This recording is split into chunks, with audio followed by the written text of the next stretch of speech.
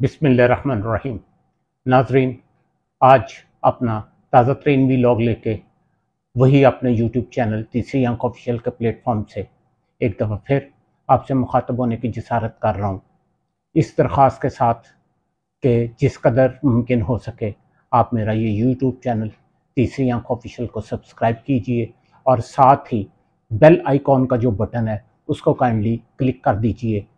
इसकी वजह ये होती है कि अगर आपने ये बेल आइकॉन क्लिक कर लिया है तो फिर जब भी मैं अपनी ये कोई व्लॉग या वीडियो अपलोड करूँगा तो उसका नोटिफिकेशन फ़ौरन आपको हो जाएगा कि तीसरी आंख ऑफिशियल के प्लेटफॉर्म से ये नया व्लॉग जो है वो अपलोड हुआ है।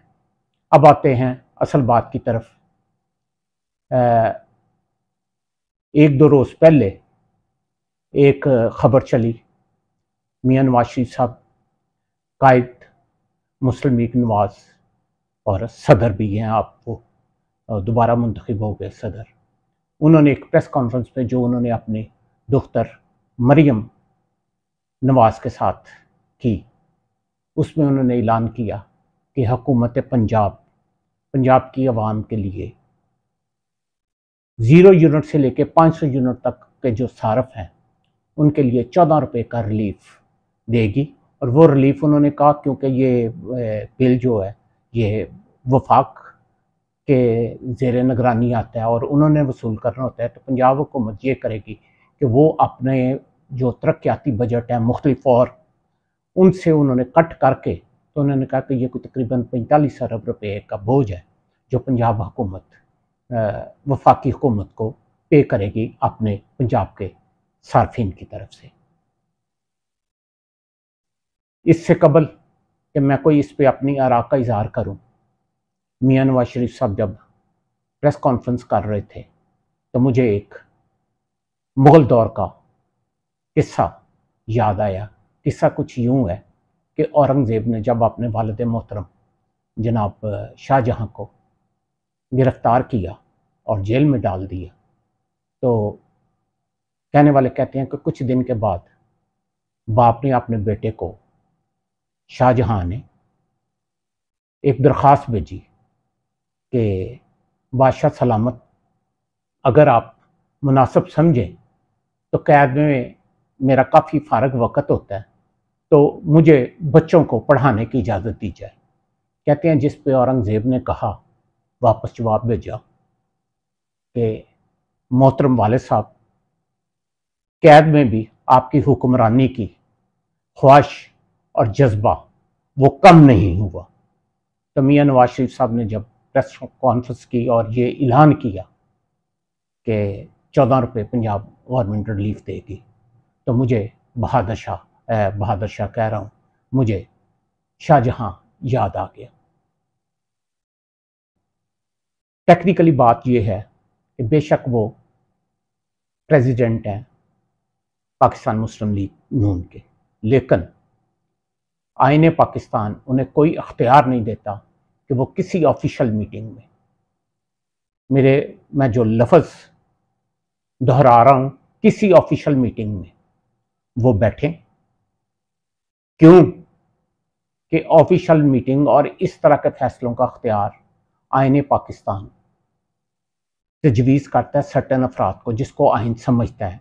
जैसे वज़ीर आला मुंतखब हुई तो ये वज़ीर आला का इस्तिकाक है और वो कर सकती है, अदरवाइज़ और कोई आदमी या कोई मिनिस्टर हुकूमत की तरफ से जिसने ओथ लिया है वो अनाउंस कर सकता है। तो मुझे वही लगा कि मियाँ साहब के दिल विच वही वजारत उज़्मा, वही वजारत आला, दिल में वही जज्बा जवान है कि बह जाओ मैं ही करांगा, ये मैनू ही जचदा है। खैर, लोग कहेंगे कि मैं ज़ातियात पे उतर आया हूँ, लेकिन मैंने ये एक बात करने वाली है की है। अब बात ये आ जाती है, कल को इमरान खान बाहर आ जाता है, इमरान खान की हुकूमत नहीं होती। इमरान खान अगर इजलासों में करेगा तो वो भी खिलाफ कानून होगा। इसी तरह जब अल्ताफ़ हुसैन बानी था अपनी जमात का, जब वो लंदन से बैठ के इस तरह की बातें करते थे तो हम लोग उस पर मुकम्मल इतराज़ करते थे। तो ये चीज़ें वो हैं जो हर एक पे लागू होती हैं।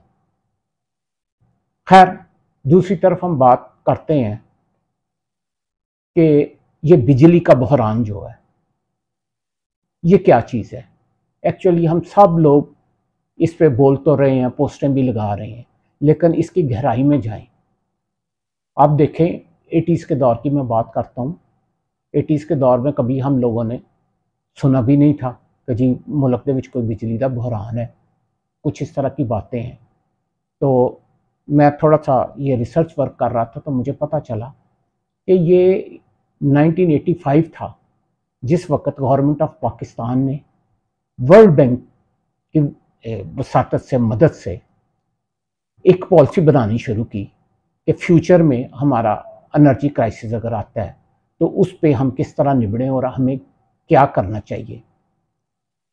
इसकी वजह यह थी कि हमारी डिमांड जो थी वो 12% थी और सप्लाई जो हमें मिल रही थी वो 7% थी। डेटा बताता है कि इस तरह 2000 मेगावाट बिजली का शॉर्टेज चल रहा था। तो इस चीज को सामने रखते हुए एक पॉलिसी मुरतब की गई। डेटा से पता चलता है कि ये 1992 की बात है कि जब फर्स्ट टाइम मियां नवाज शरीफ साहब की हुकूमत थी, जिन्होंने पहला, जिसको हम आईपीपी कहते हैं, प्राइवेट पावर प्लांट, उसकी मंजूरी दी। और उस पावर प्लांट का नाम था Hubco power plant. Thermal power plant था, हाइड्रो नहीं था, थर्मल था। फिर 1994 में बेनज़ीर की जब हुकूमत आई और 96, ये वो पीरियड है जिसमें बेनज़ीर हुकूमत ने मुत्तहिद ये इनके साथ एग्रीमेंट साइन किए प्राइवेट कंपनियों के साथ टू प्रोड्यूस दिस पावर। उस वक्त बहुत शोर मचा आजकल के जो सदर हैं उनके मुतल्लिक, जनाब आसिफ ज़रदारी के मुतल्लिक, कि उन्होंने अपनी बेगम के वज़ीर आज़म होते हुए इन पावर प्लांट, ये जो कंपनी है, इनसे बेपनाह किकबैक्स और कमीशन वसूल किए हैं। तो ये 1998 की बात है। मियाँ साहब की हुकूमत आई जब 96 में या 97 के शुरू में बेनज़ीर की हुकूमत जाती है, तो 1998 में इन्होंने सैफुर्रहमान, जिसको एहतसाबुर्रहमान भी कहते थे, सैफुर्रहमान के ज़रिए फिर एक डिटेल्ड इंक्वायरी कंडक्ट की कि ये आईपीपीस में कौन से किकबैक्स आए हैं, कौन से कमीशन लिए गए हैं।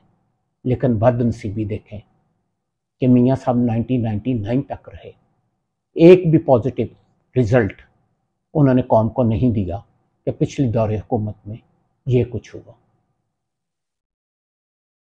बल्कि इसमें यह हुआ कि अब उन्होंने अपने दौरे हुकूमत में इसमें मुतअद्दिद पावर प्लांट्स, उनकी मंजूरी दी और वो लगना शुरू हो गए। 99 के बाद जनाब मुशर्रफ साहब आए, उन्होंने वो एहतसाब कमीशन को ये नेशनल अकाउंटेबिलिटी ब्यूरो में कन्वर्ट किया, नैब। शोर बहुत मचा लेकिन कोई एक चीज़ नहीं हुई। मुशर्रफ साहब गए, अपना 2007 में, उसके बाद 10 साल के वक्फे के बाद पीपल्स पार्टी की गवर्नमेंट आई, जरदारी साहब सदर, राजा परवेज अशरफ साहब ये पावर के मिनिस्टर।